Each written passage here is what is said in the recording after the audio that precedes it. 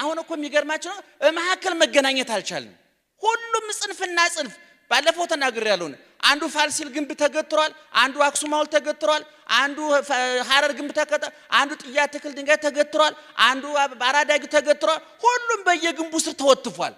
መሐል ላይ የሚያገናኝ የምስጋና ቀን አያስፈልግም ወገኖቻችን እንዴት እንደሰው እንገናኝ ሙሉ ሰው የሚባለው እንደ ሰው ዓለም አቀፋዊ እንደ ዜጋ ኢትዮጵያዊ እንዳማኝ ሰማያዊ ሐሳብ ሲኖር ይሄ ሶስቱ ሐሳብ የጎደለበት ሙሉ ሰው ሊባል ይችላል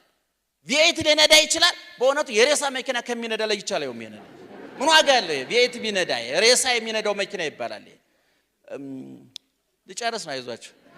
ፌስቡክ ላይ የምታገኙት ንባብ ዕውቀት ነው ብላችሁ ያሰባችሁ ካላችሁ በባዶ ወዳጅ ሻይ እየጠጣችሁ እየተቀቀላችሁ ነው ያላችሁት እሱ ዕውቀት አይባልም ታውት እሱ መዝናኛ ይባላል ብሎ እዚ ቁጭ ብለው ሰዎቹ በልተው ጠጥተው ሲያገሱ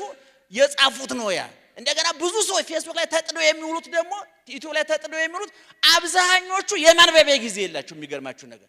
የማንበቢያ ጊዜ ስለሌላችሁ ግምታቸው ነው የሚያወሩላችሁ እኔ አሁን የቫለንታይን ዴይ ነው ሲከበር እምንሰማቸው የሬዲዮ የቴሌቪዥን ማስታወቂያዎች ይዘገንናሉ እኔ እንደ ሃይማኖት ጽድቅና ኩነኔ ያልኳቸው እንደ ዜጋ እንኳን የሚያኖሩን አይደለም በአደባባይ ዝሙት የሚሰበክባቸው ናቸው በአደባባይ ሆቴሎችም የሆቴሎች ማስታወቂያ ብትሰሙ ይዘገንናል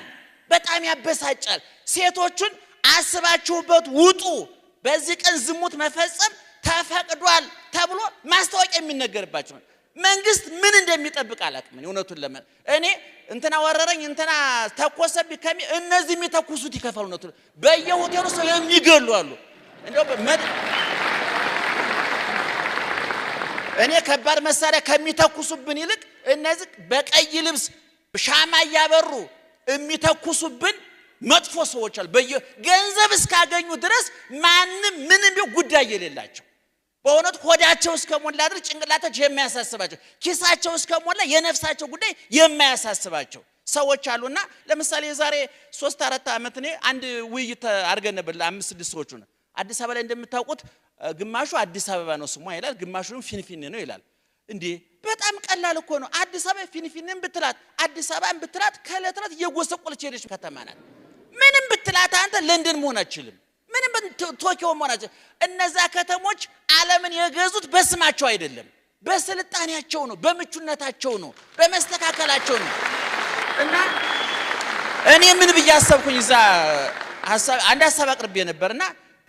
አዲስ አበባ ግማሹ ፊንፊኔ ያለ ካስቸገረ ለምን ባንድ ሐሳብ አንስማማም በሸገር ሁለቱም ይስማማሉ የሚገርማቸው አሁን ያጠናሁት አዲስ ነገር ስለዚህ እኔ ከአዲስ አበባ